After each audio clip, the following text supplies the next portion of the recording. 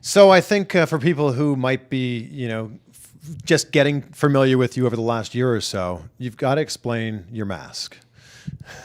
Well, it may shock people to learn that I used to wrestle professionally. Right. I started in Southern California, where there is a big lucha libre tradition, just being north of Mexico, and lucha libre being the Mexican style of professional wrestling. And masks are very prevalent not only in lucha libre, but all facets of Mexican culture. It's part of their cultural mythology, basically. And so I took a shine to lucha for two reasons. One, because growing up I was a big comic book fan, and so there was the superhero-esque aspect of it. And two, I just like the athleticism of lucha and that style of wrestling more than what was kind of happening in like the mid 90s in WWF or WCW at the time. And so that led me down a road where then I discovered the Japanese version of lucha, where all these wrestlers would come over from Japan. They were usually junior heavyweight style wrestlers, and they would come over from Japan, train in Mexico, and then go back to Japan.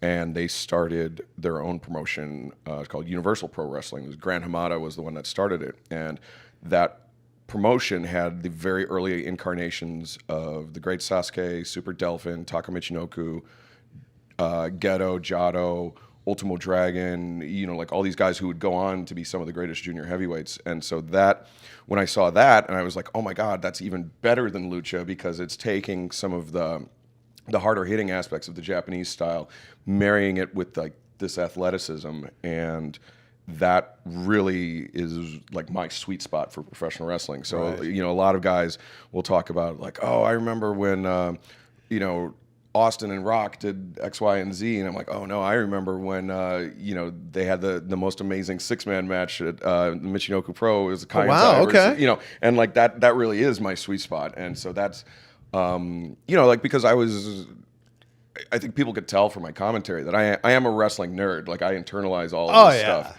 and so that I've always been a nerd in that regard, because I would go out and tape trade and stuff like that in the early days of the internet. And Rexport Pro Wrestling, there was like these tape trading circles, and and so I was always seeking out stuff. When I got my driver's license, I found out there was a Japanese bookstore about 30 miles away from the house I grew up in, and so every Thursday I would drive to the Japanese bookstore. I would get that week's tape of New Japan Pro Wrestling, bring it home. I would dub it on my two VCR. So it's like I was into it. So was this the mask you were always wearing as a wrestler? No, I actually my backyard days I had a different gimmick where I was a backyard wrestler as well. Yeah. So I was El Scorpio Diablo. It was is a different mask, but then when I started training, I'm not sure why I wanted to switch. I think actually I know why I want to switch, because I was in Southern California when I told the native Spanish speakers that I wanted to go as El Scorpio Diablo. They were like,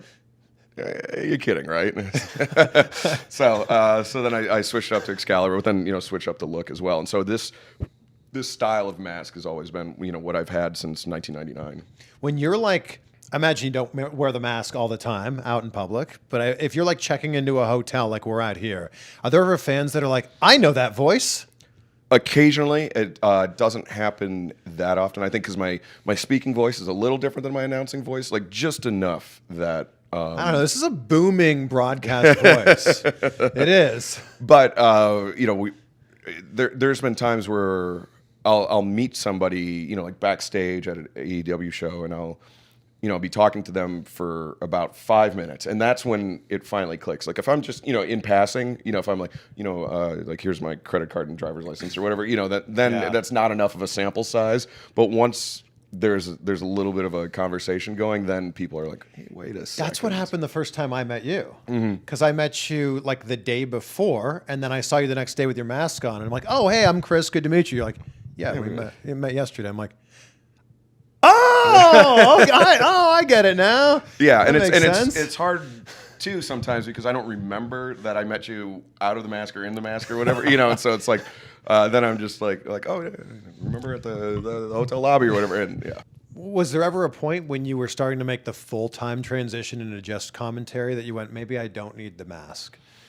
No, because I mean I said that era of wrestling in the in the 90s in Japan was really my sweet spot, and I mean that's it's it's the thing I love about wrestling is is the pageantry, the fantastical element, this this new cultural mythology that's developed around wrestling, and so for me.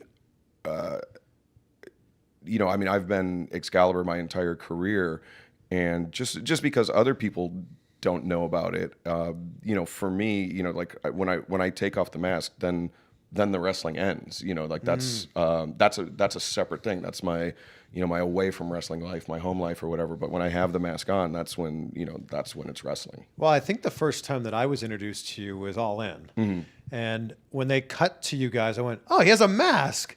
And he's like really good.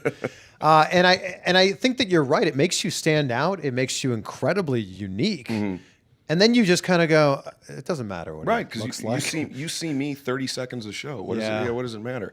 Jim Ross wears a big black cowboy hat. Tony Schiavone's got diamond earrings. Like that's I mean, what does it matter what we look like?